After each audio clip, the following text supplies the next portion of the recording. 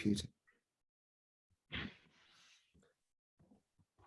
Hello and welcome to the Scrum Coaching for School Ages with Rugby Coach Weekly. This is a recording with Spencer Williams. We're going to talk to Spencer in a moment, and we are going to set up scrums for players who are between the ages of 14 and 18 and think around about that. We've had some questions in from coaches who came to the original webinar, and we want to explore those as they arise. So, welcome to the webinar recording, Spencer. Yeah, good evening, Dan. How was yesterday? Were you in the wet and the wind and the rain, or did you? We weren't in the wet, but it was a bit blowy, and we came firmly second place, I'm afraid. Oh dear, nothing to do with the scrums, I hope. So Spencer is a rugby professional at Colford School.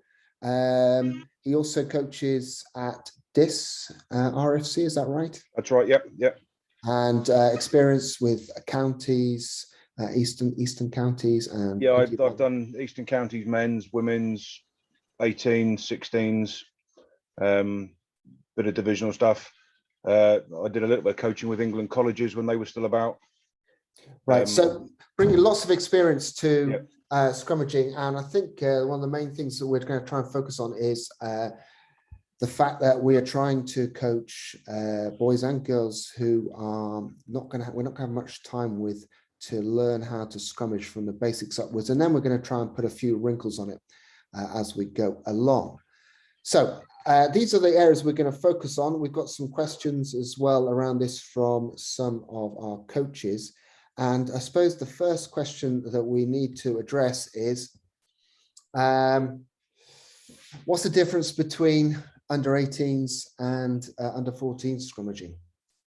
The biggest difference really is just, I mean, at 14s it's more of a restart.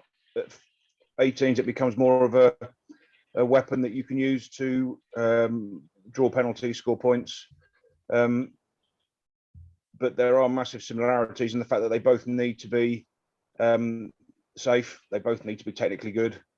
And you can't, or you don't want to rely on just having the big kids in the front row when they're 14 years old, because that's the only place you can put them. Because as they get older, they might not get any bigger, and they will then become unsafe because they're not technically able to fill the roles that they're in. So let's focus on the under 14s first of all. When you say a restart, what are you asking or trying to get the players to do? You've only got a 1.5 meter push anyway, so it's just about keeping the scrum square and stable so the ball can go in and go out relatively quickly, with minimal fuss, minimal effort, so that they can continue playing and everybody else around them can get the ball back out and play. Are you trying to be competitive there? Are you trying to, in defense, disrupt? Is that possible? In all honesty, probably not, because if you imagine the length of the scrum, you've got 3 bodies, all of about 6 foot tall, 5.5 foot tall, something like that. You've only got a 1.5 meter push. So the scrum is probably about 3 meters from head to toe, from the hooker's head to the H toes, and you're not going to be able to push far enough to really win the ball. If your hooker is really flexible and can strike off both feet, then you might have a chance of taking the ball. But nowadays the ball goes in underneath the prop's stomach, nearly into his feet. So the likelihood of striking against the head is very, very negligible. It's not really going to be that often you get it. So let's just be clear on that for those who don't understand. When the scrum half sets up to put the ball in, okay, one of the things we're going to make clear throughout this is don't look at the professional game for guidance here. So the scrum half does have to put the ball in straight, but they don't have to stand right in the middle, do they, to put the ball in? No, it used to be the ball goes straight down the middle, but now as long as the very point is down the middle, so the very point of the ball is going to be down the middle. So the ball is more towards your side than the other team. Yeah. So the ball literally goes underneath the loose head props, almost under his chest. And if it goes just into the scrum, then you're immediately at a disadvantage if you're trying to hook against the head, because you're that one person further across. Right. Now, in the old days, it used to be able to have anyone across the front row hook. That's not the case now. It's got to be the hooker. Is that right? Say that bit again. So in the old days, anyone across the front row was able to hook. That was the law. But now, first of all, it's not particularly safe, but you're not allowed to do that anyway. No, I think in all honesty, it's the hooker that has to strike. But in all honesty, if your props are using their feet to strike, then I suspect, in all honesty, that the under 13s, under 14s age groups, you'll get away with it because the pressure isn't particularly high. But as you get older, then if the prop moves his feet, he's immediately at a disadvantage, and you've got an unstable, unbalanced prop that's going to get pushed backwards. We're going to talk a lot about moving feet as we're going along, because that's a key part of the stability of the scrum. Obviously, when we're getting to under 18s, the scrum is going to, though it can't go the 1.5 meters, it's going to be more of a battle. So how do you create a battle there? How do you gain some advantage here? Because it's just because they're close together, there's no massive engagement anymore. There's no big collision. It's about generating the power from a static position. So it's an initial, you've got the engagement, you've got your position of power, and then it's about being able to generate the maximum amount of force quickly. So it's about a call that the pack have together. It's about making sure all of them are doing the same thing at the same time. And it's about trying to get the players to understand that actually it is important to get the push to win the battle, that actually makes it very easy then once the ball's at the back. Yeah, I mean, you're not necessarily going to push another team off it, but you can create such a disruption that you're not going to get a quick ball. And I think the other thing there is that the flankers then are more engaged. Now, we're going to talk a bit about the snap as we go along. So there is a difference, and we're trying, as you're saying, not just to put the big kids into the front row, you're trying to give as many players that experience as possible to do that. Okay, so we said it's more than just a chance for a restart. From your point of view, how are you persuading players to make scrummaging something you enjoy? Because naturally, obviously, you enjoy scrummaging. And despite my winger background, I quite enjoy scrummaging too. How do we? Is it for everybody? How do we make it right for younger players? I think it's something that comes naturally to certain people, and you're not going to get many kids just kind of rock up at 13 years old to go straight into a scrummage at 14. A lot of them will have go through under 10s, under 11s, under 12s when they're learning how to scrum and learning 3-man scrum, 5-man scrum. And they don't have a choice. It's the nearest 3 to any scrum. So therefore they're all taught, or should be taught, how to do it safely. And you'll naturally see certain individuals gravitate towards those sort of roles. For me, I was always going to be a prop. There was never going to be any real chance it wasn't going to be there because of the shape I was. Like your second row is 6'6". He's going to be a second row, really. He's not going to be a scrum half. He's not going to be your prop. He's going to be the guy that jumps and gets lifted. Whereas you've got a prop at 14 who is short, is quite powerful, is quite aggressive. He's probably going to end up in that front row because it's probably the position that suits him best. I mean, we must be careful, as you say, to not to pigeonhole players too early. However, we can't also force anyone to play in the front row, or because it is a bit of a mindset too. But we've got to encourage the players to think about it. I mean, this is not all just about playing in the front row, though. Obviously, that is that's the toughest place to be in terms when we get to the scrum. Yeah, I think in all honesty, at the under 13s, under 14s, you can look at the kids and pretty much get a good idea of the forward who's going to be what. You know that the one that you can pretty much tell a 7 because he's the quick one, he's the aggressive one, that kind of gets under people's skin a little bit on the pitch. That's a bit of a nuisance. You can look at an 8 and he's always going to be the one that carries the ball more often than not. Second rows, they're generally the tallest ones, that are the lightest ones that can jump, and the front row are the kind of the shorter, wider, slightly heavier kids maybe. I know I was. So we have to be understand that these boys and girls, depending on who you're with, will change shape, and we've got to give them the opportunities to play that. And some players will naturally move up from 8 through to the front row. They might have had a bit of a growth spurt early on, and but we can't just ignore their opportunities to move up, but they've got to be prepared to do it. Yep. So let's have a look at some shapes then and think about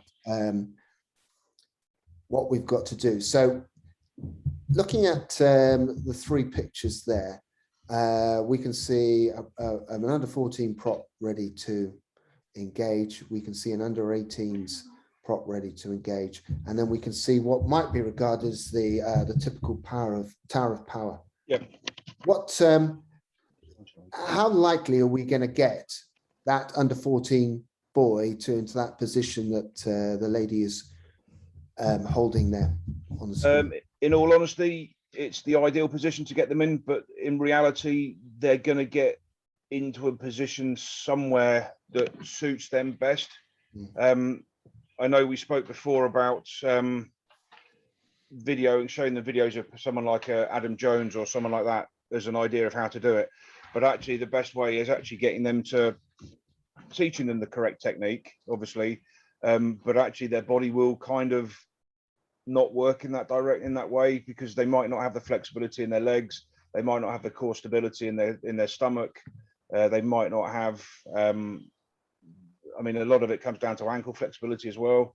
So therefore the ideal position, if you look at her legs, she's got a 120-degree bend in her knees, but depending on the makeup of the child, it might be 90, it might be slightly more, because he might have short legs, he might have really tight hamstrings. It just depends on the child and their kind of their desire to actually progress.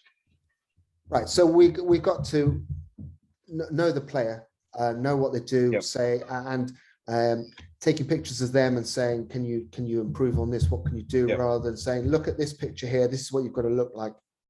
And get to there. So that's important that we do that, and certainly from an early age, is to encourage them to have a better shape, but not expect them to be in the perfect Adam Jones or Carl Sinclair or Ellis Gensch. It's all about making sure that they're comfortable, and at the end of the day, yes, you have a perfect image in your head as what you want them to look like, but actually, if it's safe, if it's comfortable, and if it's repeatable and they want to continue doing it, then actually it's probably right. Okay, so we're going to talk safe throughout. I mean, obviously, it's the key thing. So when you look at a player, what's the first thing you're going to say or think that's not safe? Where are the trigger points where you say, right, stop, you need to do this differently? Shoulders, as long as your shoulders aren't below your hips, then that's one of the biggest points. So as soon as your shoulders are downwards, then the only way you're going is to the floor. The other one is, are your hips over your knees? And if she rotates forward, so she's in a position when her hands on the floor and she's in a press up position, if her hips are over her knees, then she's just about holding her own body weight. If her hips are too far forward, again, it's going to collapse. So here, this would probably be what I'm drawing here would probably be about right. But if they got into the position where the hips and the knees were back like this, that's it. Then we're struggling. So why do players get in that position? I mean, it seems that if you've got someone pushing against you, they should be pushing your hips backwards in this direction. So why do they get overextended? Are they They just putting their generally feet do back? that. They generally get to that position because they're trying to go lower. Because obviously the higher you are, the easier it is to push you back. Right, okay. So to go lower, the easiest way is to take your feet further back. Right. But it also, the referee will see your feet are that far back, and then you are immediately painting a picture that you're at fault. Right. So we've got to in order to get lower, just as a little bit of a tip, then you need to be bending here at the knees here. Yeah, it's to get lower. The flexibility of your ankles is important, because if you can keep if you look at the set of boots, you've got 6 studs at the front generally and 2 at the tail on the heel. If you can keep those 6 studs on the floor as long as possible and rotate your ankle more, they don't come off, so you've still got maximum purchase on the floor. Right. Okay. Generally what happens is if the ankle is quite tight, you end up coming up onto the front 4 studs and then the front 2 studs, and that's when your feet start to slide because you've got minimal grip. Yeah. And it's almost like trying to scrummage on your tiptoes. Okay, so that's a good thing. If we want to get lower, we got to scrummage at the knees and ankle flexibility. I mean, you're not going to change ankle flexibility overnight. No, it's an ongoing thing. It's always got to be worked on. Yeah. I'm sure someone's going to ask, how do you improve your ankle flexibility? So I'm going to ask that question because I'm going to think myself, what would I do to improve my ankle flexibility? Yeah, good question. I mean, there's hundreds of different exercises you can go. You can find them all over the place from various S&C coaches and stuff like that.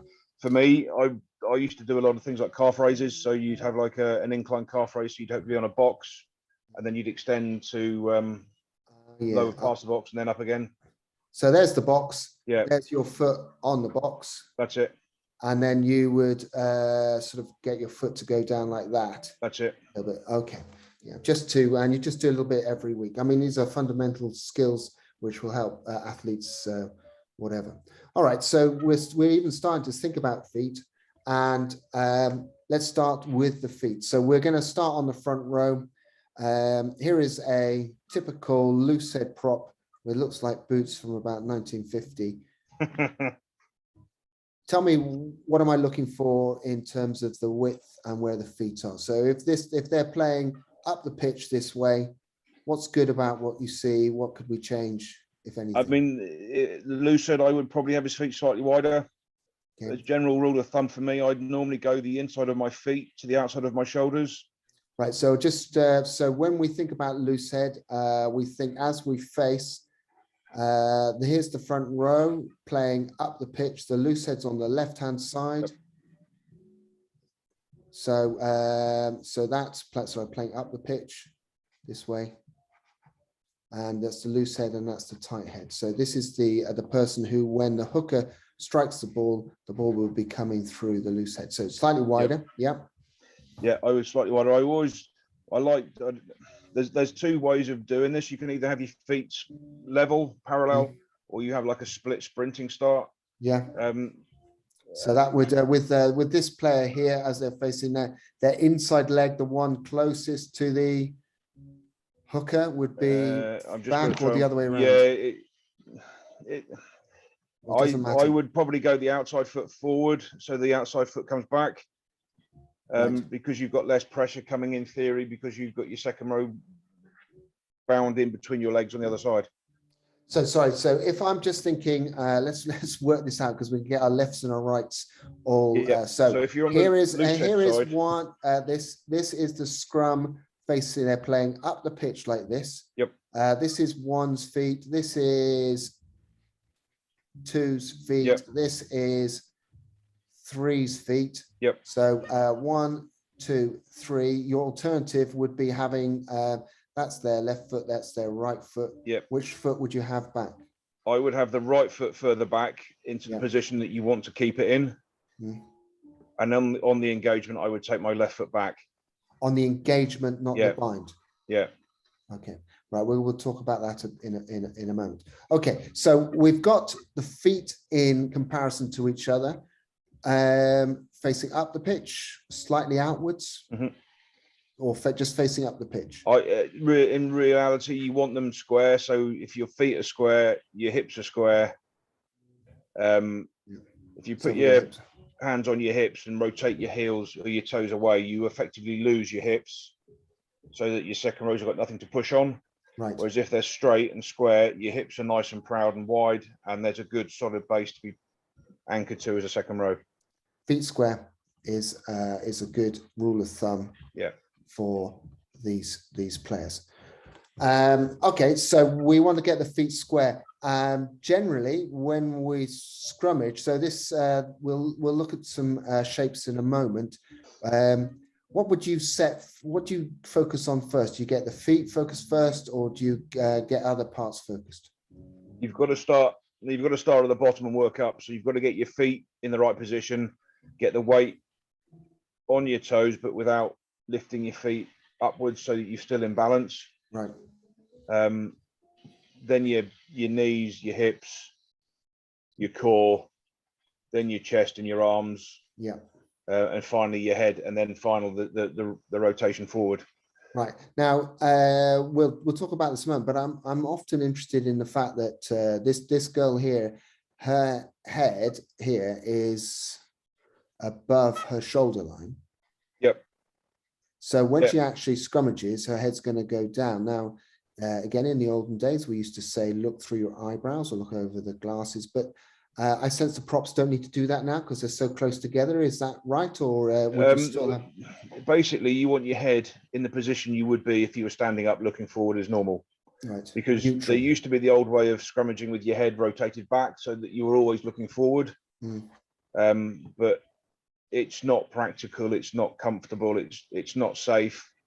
As long as your head and your spine is parallel, so if your spine is in a comfortable vertical position, so it doesn't rotate forward, it doesn't rotate back, it's straight, your head will be in a safe position. So therefore, as you're looking, you are looking upwards, not necessarily through your eyebrows, but you're looking up along your forehead almost.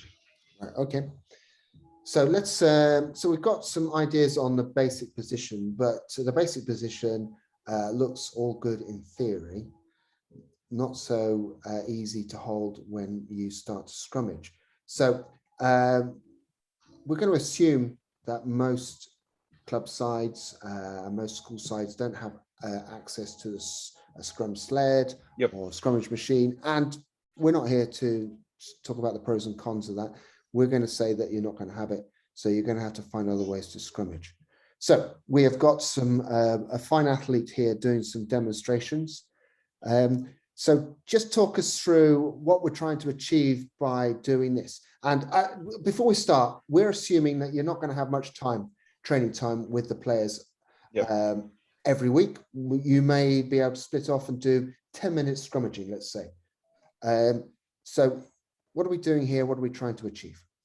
This is continuing on from the Tower of Power. This is trying to get the individual into a good body position so that obviously when you're upright, you can't rotate forward. So if you look on these pictures, especially on picture one, if you notice that the shoulders are in line with the hips, they're not below the hips. The hips are above the knees, and there's the nice bend in the knee at about 120 degrees. So what it's now trying to get is the shape that you need to adopt as you're going into the scrum. And the same on the other two, the shoulders, so the back is relatively flat, the shoulders are in line, and the higher up, obviously the feet are slightly further forward. So if you look at picture one in relation to picture three, the hips are still over the knees, but the feet are substantially further forward. So, I mean, ideally, we were trying to get to one. Now, what I quite like about one is that the arms look more like they would when you were binding. So you're not actually resting your hands on there. Is that something which is worth working on, or is that just? Well, I mean, they're all useful because they all change the height of scrum, and people get kind of lost in the idea of scrum. It's a one height, one direction thing. Whereas it changes height constantly and it changes direction constantly. So if you can get your players to be used to getting the good shape at various heights, various distances, various positions, actually it benefits them long term. Okay, changing height. Yeah, so we've got to, I mean, that is obviously one of the difficulties with the scrum machine. It tends to set the same height every single time. We've got to realize that a prop can be binding on a hooker, which might even be taller than them, and they might be up against a front row, which might be much shorter than them. So changing heights is one way. So tackle tubes are a very good way of doing that. Yep, tires do the similar sort of job. Obviously tractor tires are thicker, and you get what you get with them, and you can replicate these sorts of exercises quite well on those sorts of things. Right. Okay, so let's have a look at some more equipment. So I thought this goalpost thing was very useful. It seems that you must have a really big pole in the middle of the disc club, because this can't be a goalpost. So this here is why is this advantageous? What do we like about this?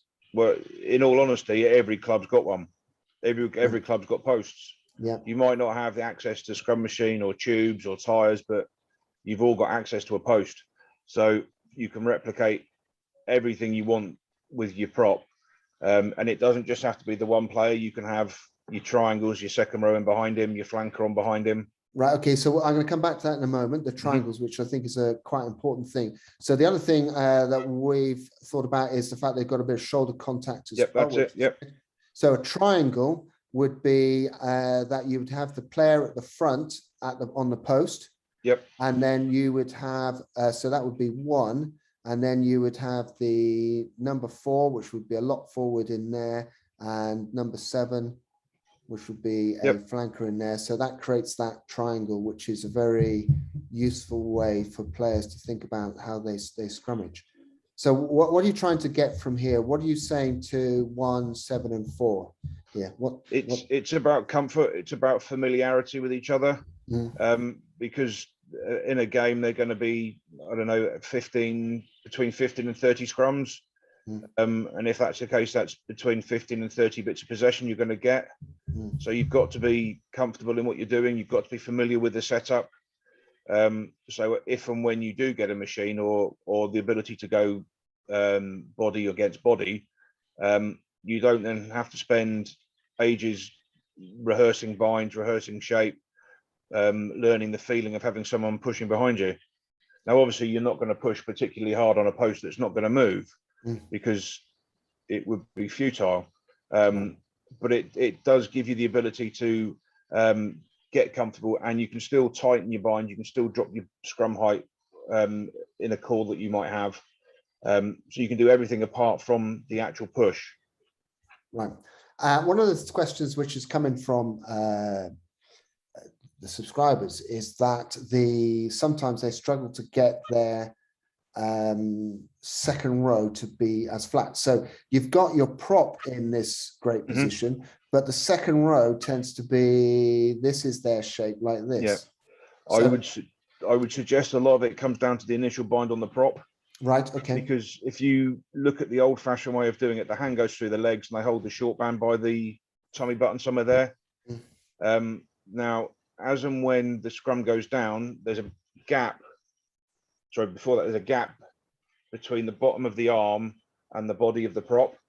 So as the scrum goes down, that gap gets filled, and generally what happens is the shoulder of the second row rides up, which then brings the whole height of their second row up. So here's the arm, and that's how they would bind through on the shorts of the player. But when we would, and I'm going to try my best to replicate this, here's the shorts, and the arm is coming through. And now there is this gap here as this arm sort of fits through the legs. And there's this gap here extends. And because it goes down like that. The gap contracts. Contracts. The gap gets filled by the collision of the impact. Right. Okay. So what happens is that you then ride up over the back of the back of the prop. So by riding up, your body height changes, your body shape changes, and actually you go from there, and as you ride up, you actually do that to try and keep your shoulder in contact. Right. Okay. Naturally, you're going to have to be going downwards at the shoulder to stay in the position you need to be in. Right. Okay. We're going to look at the locks binding a bit later on. Fence, obviously, a good place to be. Again, just thinking about simple ways to use the equipment. Now, with the fence, is it possible to do the triangle, or is that going to be impractical? It depends on how good your fence is. I mean, all right. Okay. In all honesty, what a fence does lend you to is being able to move sideways. Right, so okay. again, the scrum isn't forward to back; it's slightly sideways. It's up and down. It's all over the place. So you can traverse the fence up and down, left and right, Okay. with little steps. So you don't ever want your feet to get together. You don't ever want them next to each other. Right, and again, you don't want massive steps because your feet are off the floor for too long. Right, okay, so it just gives a bit of sideway movement. So if we were training with the guys, then we might say, right up against the fence, we're going to spend 30 seconds, little steps to the left, little steps to the right, and just to get them used to them. Okay, good. Now, the ground is used a lot because there's plenty of it. We don't have to find, it's always there. We could do it in our living rooms now. What would you say would be the things that when you're looking at it, you think, oh, I know you're using the ground, but you just need to do this. I mean, I know it looks like you're on your fists there. Is that for any reason, or is that just because you've got cold palms? It's just how he's chosen to go down. Right. It doesn't really matter too much. I mean, it does encourage you to go low, because obviously you have to go low to get in the right position. Right. Otherwise, your shoulders are below your hips. So it's good for the height. So when we look down at picture 2, which is like a quite clever way of scrummaging. Now this boy here, I don't know how old he is, but I think he's probably quite skillful, quite a strong player. Is this something you could do with the 14s, do you think, or would you think I wouldn't necessarily, because I wouldn't suspect they've got the core strength or the ability to hold those positions long enough. Right. The ones that you can use are things like picture 5, when you're resisting somebody, or you're helping somebody in that sort of shape, because you can coach each other at the same time. Ah, right. Okay. Whether you hold behind or whether you put your hands on the guy's shoulders and they lean onto you, you take your choice on that one, really. But again, it's quite nice because each kid can then coach the guy they're working with, because they'll make the same mistakes all the time. So that's very powerful, obviously, peer coaching, and one player can share their knowledge with another player as you're working around. And this is quite safe if you're holding a shirt. I mean, it's there's not much scrummaging danger involved in shirt, shorts, anything like that. And when you're doing a bit of coaching, would you say to a player that you need to focus on one particular thing, or are you saying just coach them? How would you? I would talk them through it first time around personally, and set it up and demonstrate with somebody maybe, and then say, right, get yourself into a pair or whatever, and just go through the process. Start from the ground up with your feet, your knees, your hips, and then go into the position you need to get into. And at any point in that process, if you need to correct them, correct them. Because now, it might be that the very first thing they do actually is the wrong thing. Now we're looking at picture 3 and picture 4 in particular. Now this is sort of a slightly different aspect of your partner or another player working with you. Instead of them coaching you, they're pushing you. What are you gaining from doing this?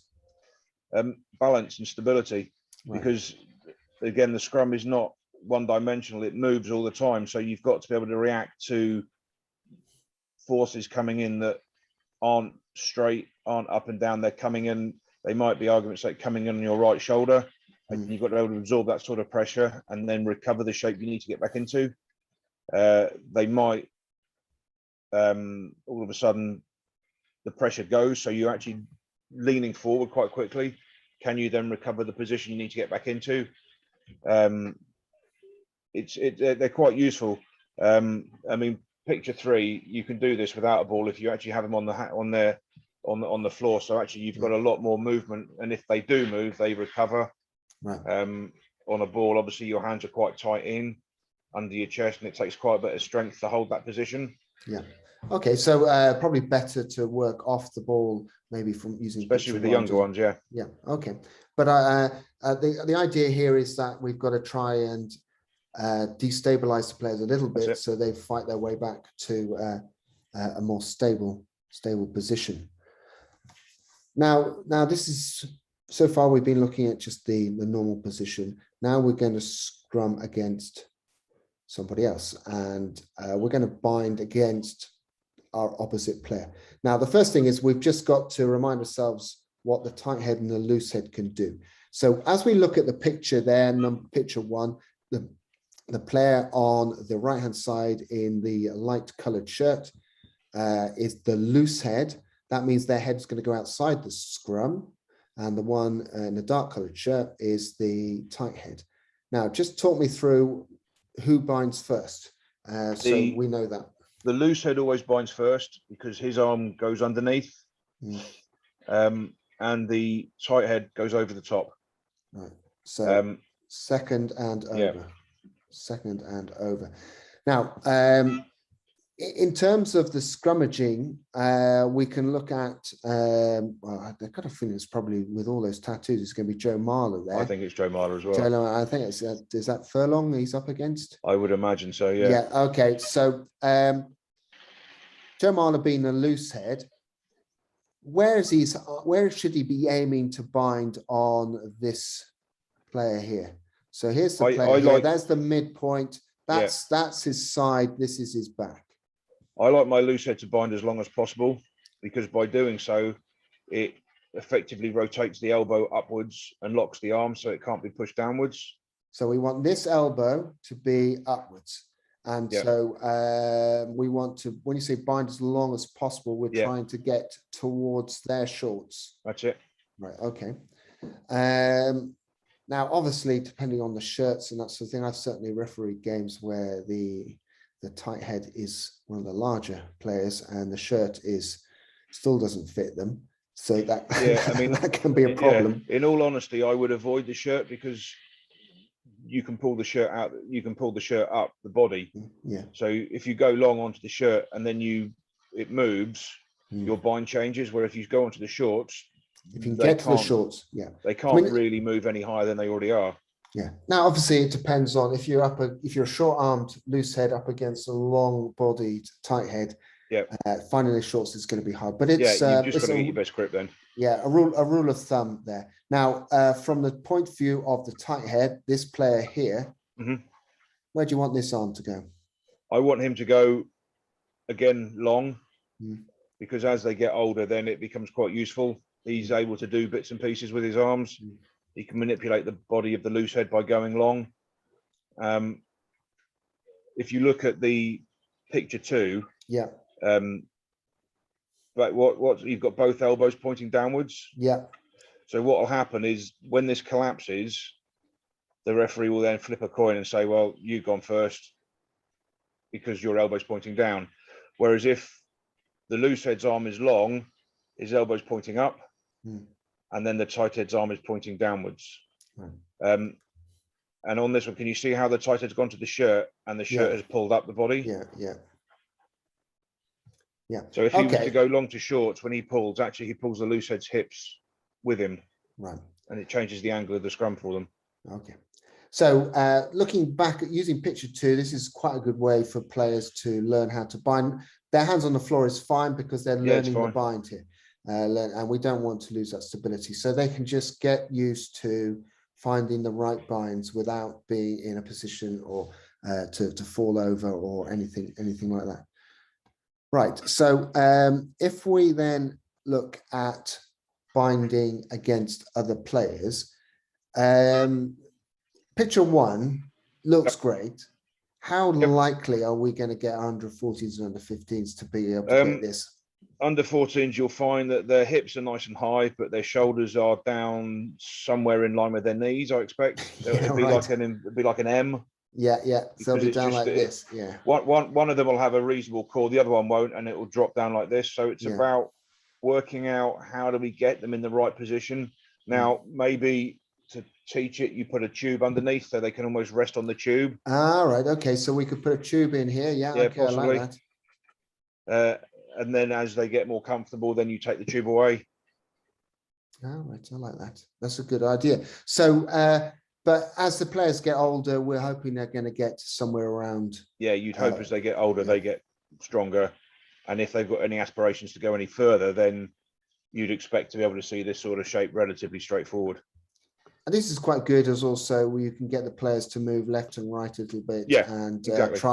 try and change the height a bit by saying, but not changing the height by just moving the knees down. Now, would you ever have them in pushing contests here, or is this just to try and get them in shape? Sometimes you can go into a pushing contest. I wouldn't go for too long in it. I would only do it for 4 or 5 seconds, really. But sometimes it's quite useful, especially as a front row, to have a go.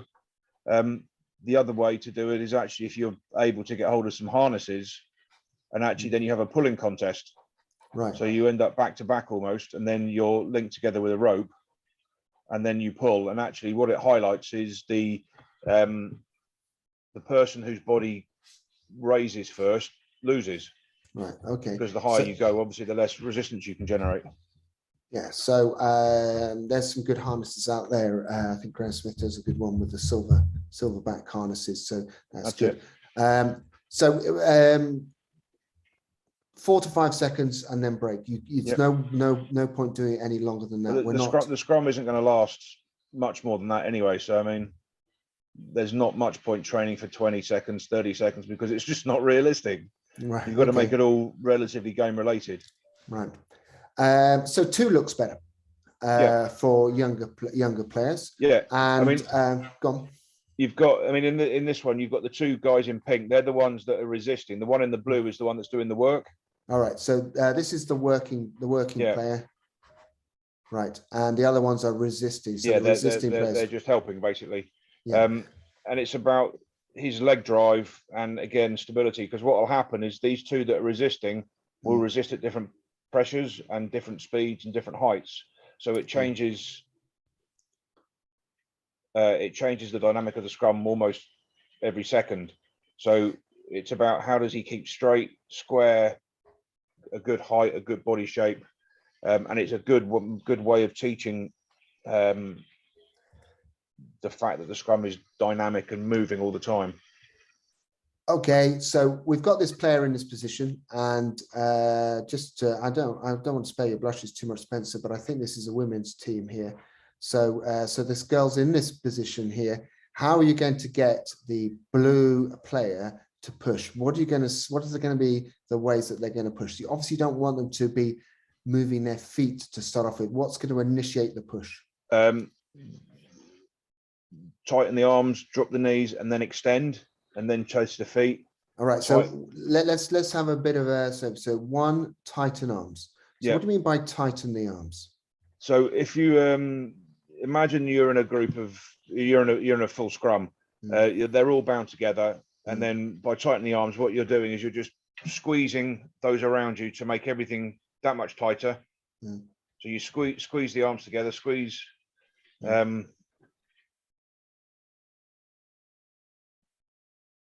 But just by doing that, it makes a massive difference to the actual scrum itself. Right. Okay. So we squeeze the arms. Then what do we do? Drop your knee height. So drop the height of the scrum a little bit. Drop the knee height. Okay. So these knees go down a little bit. That's it. And then.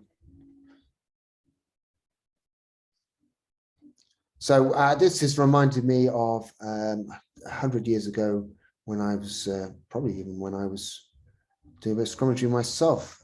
Squeeze, knees, drive. Is that still relevant? You can change the words. It's the same principle behind any of it. Yeah. Okay. And then you're that by just dropping the knees will just naturally just move you move you forward. Now I have heard that players say. Coaches say your chest should move forward first. Just explain why that might be relevant or not so relevant. under 14s, I don't think it makes any difference, Right. as long as they're doing the same thing together at the same time. Right. As long as they're doing the same thing together Yeah. at the same time. Yeah. Right. Okay. The chest moving forward, I think for me, it's more about the tight head with the chest, because the tight head's role is to go down and out. So his chest is going down and to the right. Okay. Because of the dynamics of what he's trying to do. I wouldn't get massively hung up on which part the chest moving forward, as long as everybody's doing the same thing at the same time. Right. The shoulders go forward, the legs extend, the shoulders move forward, and then you repeat the process. We mentioned a bit earlier about the snap. Yeah. Is this this is where we relate the snap to? Yes. So you've done the arms, you've done the knees, and then the snap comes into play, right. Which is a violent extension or straightening of your legs, if you like. Right. And then your feet come forward, and you repeat the process. You tighten, you drop, you snap. Squeeze knees, snap, squeeze knees, drive. It's all the same. Everyone's doing the same thing. Yeah. So in terms of the training situation here, this the light blue shirt player is working on tightening arms, dropping the knees, and then snap. And we're seeing this also with a 2v2, but we've got 2 across the front row, and probably a lock forward type situation, or a flanker with a prop in 3. So the two girls in the pink are the ones doing the work, and the 2 in the blue are the ones doing the resisting. All right. So these are the workers. These are the resistors. Okay, workers and the resistors. Right. Now, just taking it up a couple of levels again. Yep. So we've, it'd be great if we could do an 8v8, but that's not going to happen. But here you've got most of your scrummagers there in the evening at training. So here's a 6v6. Is this a resistance group and a working group in picture 1? I imagine that picture 1 is they're both working groups. Okay. You've got the blues, you've got your loose head and your hooker with the second row. In the purple, you've got your tight head, your second row, and your flanker. So you've got your 2 triangles. Right. And it'll be about maintaining a good position and then possibly actually moving left and right. Okay, so this is better for sideways movement rather than forwards movement. Okay, and pictures 2 and 3. This is a 2v2. This is a 3v3. Yeah. Again, the same sorts of things. Yeah. Would you always say that one team's resisting, one team's pushing, just to work this through, or would you? It depends on what you're aiming for. If you're trying to get a movement forward, then one team has to go backwards. So they would always have to be the resisting team, and they would probably be working at slightly less than full power.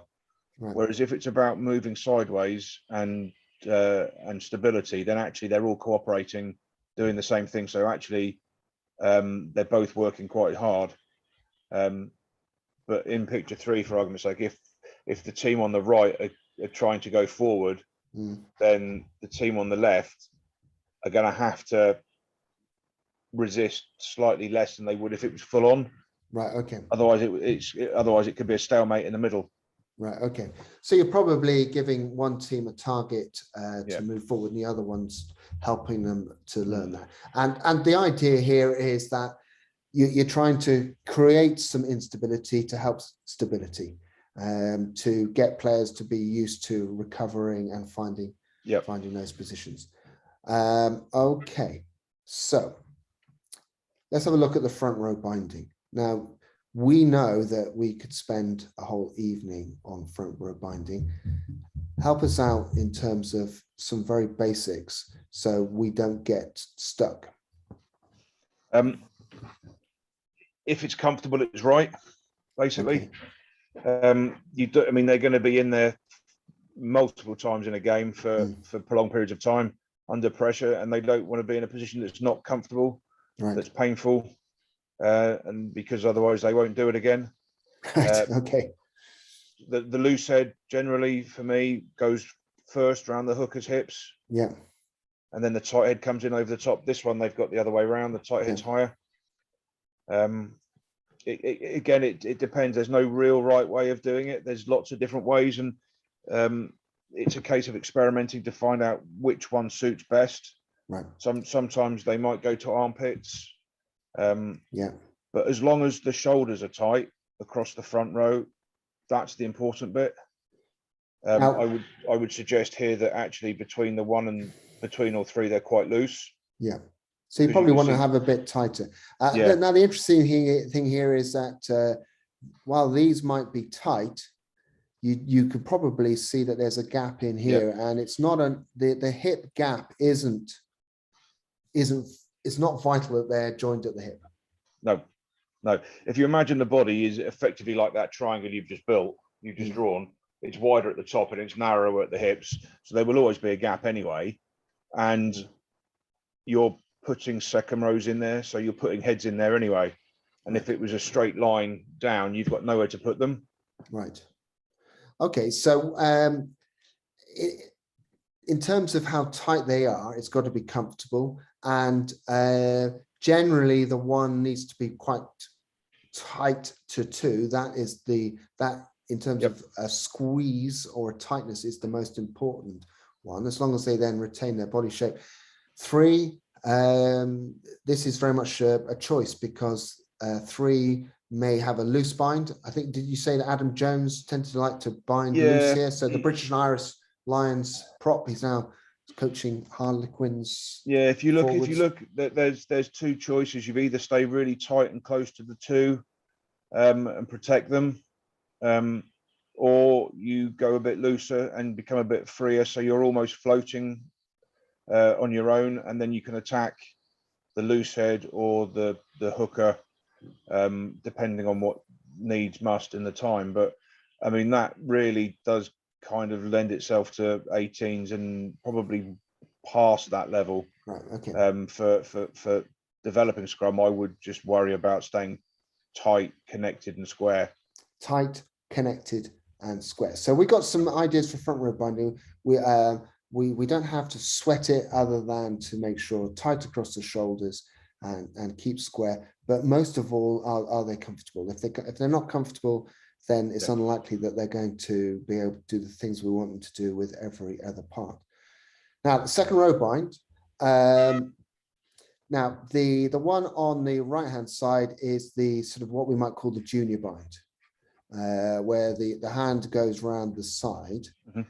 The bind which we're probably more used to seeing is the one where the hand goes through the legs like this. That's it. And binds on there. But we've said that probably doesn't give that can cause problems. And one of the reasons why players may arch their backs is because of the fact that when they scrummage, the gap contracts and they then bend. So we've got on the left hand side, sorry, I've got the right hand side. So this is the left. Get my lefts and rights wrong here. On the right hand side, talk me through this bind here and what you like about it. It's getting towards the best place. If you look, there's probably still a gap between the thigh and the arm. If the hand of the second row is actually further round towards where the pocket would be, or towards her ear, that then engages all of the arm, all of the bicep, and actually the chest in the scrum as well. Then there is no movement.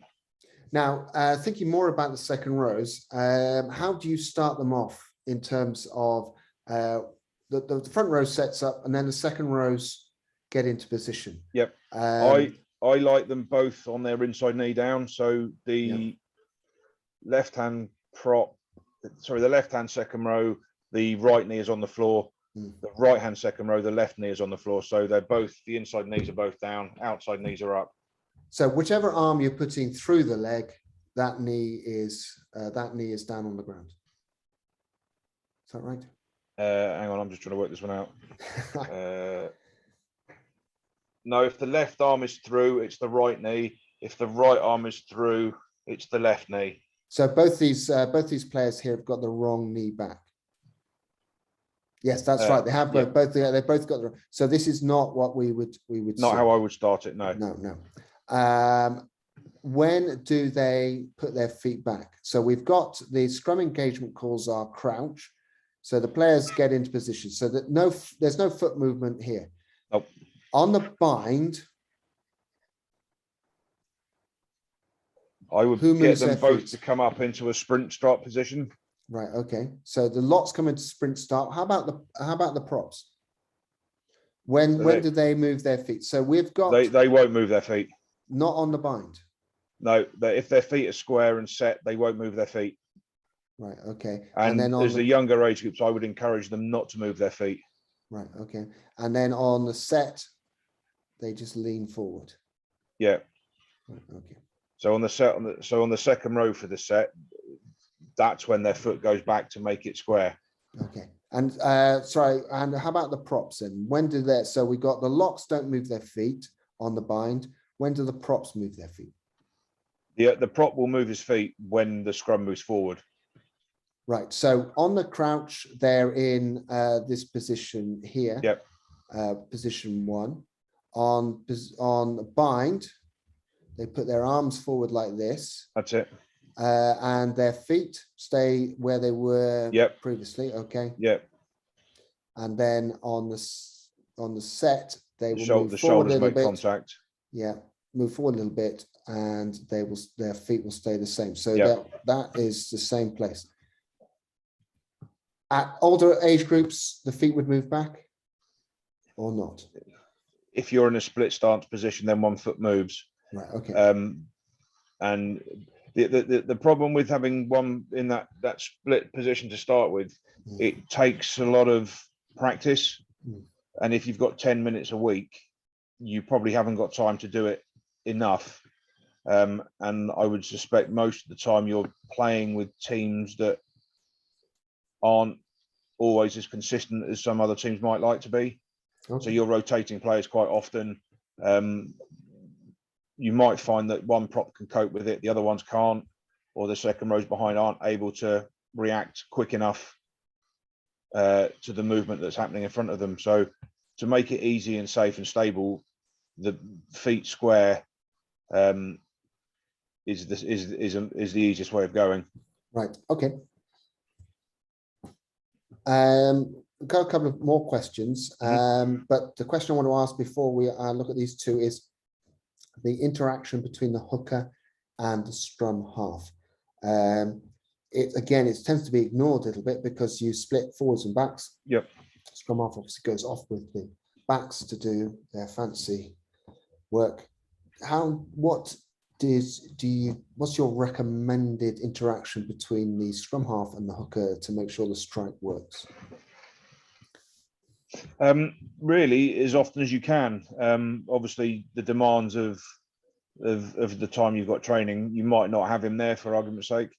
But if you can get them together, it's brilliant because it's just about the timing of the put in. So the ball goes in the same place every time and the strike is at the same time every time. The ball goes in the same place every time, so it's not a surprise. The other thing is, do you have your scrum half tap the hand of the hooker, or does the hooker clip their hand, tap their hand? I don't mind. I mean, if the scrum half taps the hooker's hand, it signifies to the hooker that the 9 is ready to do something. So I wouldn't necessarily want my hooker to tap, because it releases his bind on the prop.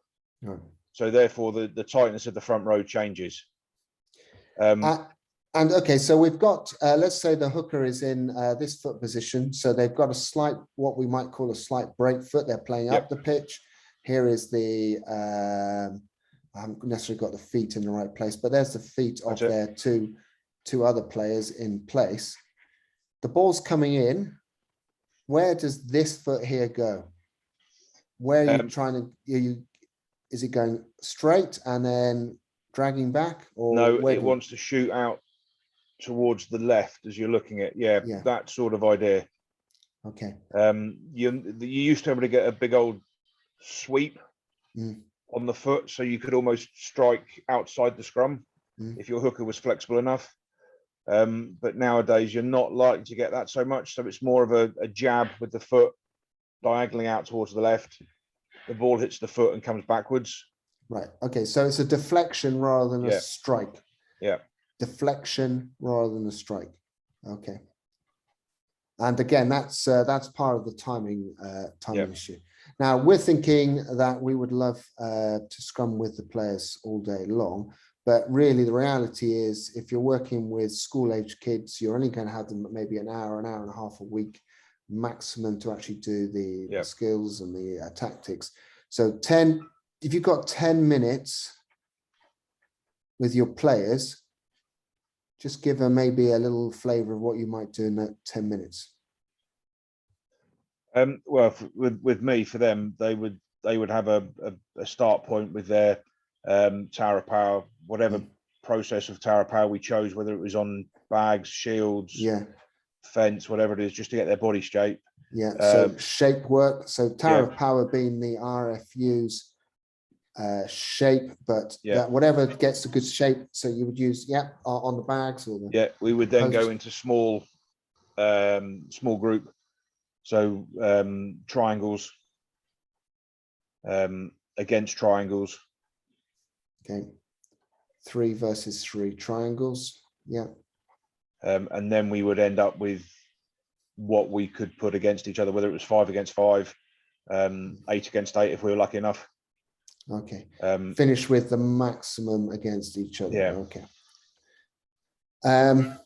And we're not necessarily managing the referee that much at under 14s, under 15s, 16s.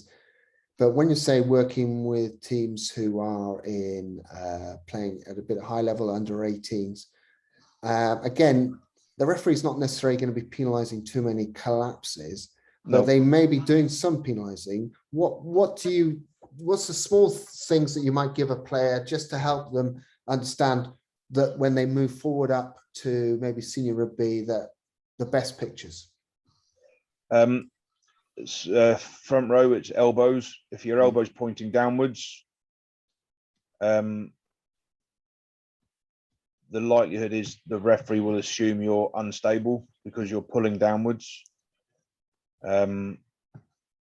If your shoulders are below your hips, again, the only position you can go down really is downwards. So talking from a referee's point of view, I try and say this as I like to see 6 shoulders. Sometimes the loose head and the hooker combine to hide a shoulder. You just got to make sure that the referee thinks that you are scrummaging square. Exactly. By losing that shoulder, basically what's happening is your back changes shape and you're angling inwards. Now, a lot of the time it happens, and both sides will probably be just as guilty as each other. But if you start that way and there is a problem, then the referee will naturally assume it's you that's the instigator of it. Right. So I mean, really, we're encouraging our players as much as possible to actually be angelic as scrummagers at this stage, despite the bad press that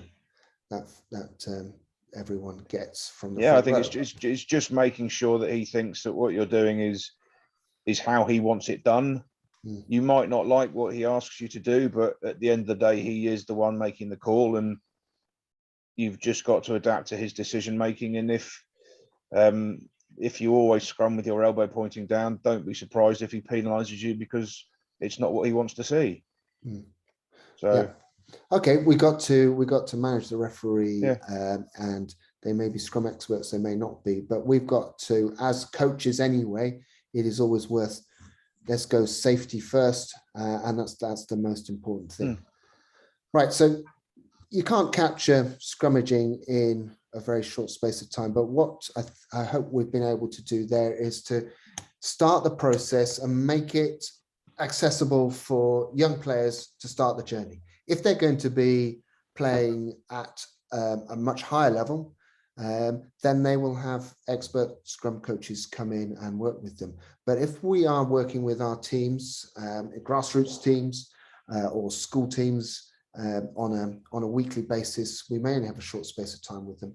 So this is what we were trying to do. So Spencer, you've been working with Colford this year. What sort of things that have you seen?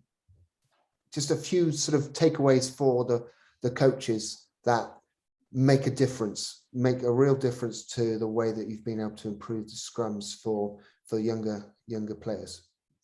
For me, I'm quite lucky at the school. I get quite a bit of time with some of the boys, so we've been able to go quite detailed in occasions with some of them. But the biggest thing I think is making sure that everybody in the position in the scrum is confident enough to do the job that they're in, without the fear of failing. Yeah. Because at the end of the day, if they get it wrong, actually it doesn't matter because they're learning. Right. And I quite often like the fact they get it wrong, because then we can go and correct it. Whereas if they get it right, I'm out of a job. So I mean, if they get it, the more times they try something, and I quite like to set stuff up for them and make it difficult so it's uncomfortable. Right. I like the idea of making it difficult so that it's not achievable immediately, but it is achievable at the end of the day. Right. Okay. And then being able to actually work in small units, because even at school level, you don't get all the forwards at the same time because of various commitments, various prior other things they've got on. But making sure that the left-hand side of the scrum is functional, and then at another time of the day, the right-hand side of the scrum is functional, and then maybe in a games lesson, you can bring them both together. Yeah. Brilliant. So I mean, from my point of view, some of the big takeaways I've taken from this is that however you're going to scrummage, everyone needs to be scrummaging together. Mm-hmm. So they're all doing the same thing together. And that there's lots of inventive ways to just help them scrummage without, first of all, going on the scrum machine, which again, as probably reiterated several times, has some pros and cons, but also 8v8. Spencer, that's been brilliant, really useful for me, and I'm looking forward to going and doing some Scrum training. Excellent. Tomorrow, so watch out that. And from everyone listening in, if you've got any questions that have come up, please drop us a line, and I will pass them on to Spencer, who will be absolutely delighted to talk to you about about scrummaging at length. And it's been great, really enjoyable. Thank you very much for your time, Spencer, and thank you everyone else for listening in. Excellent.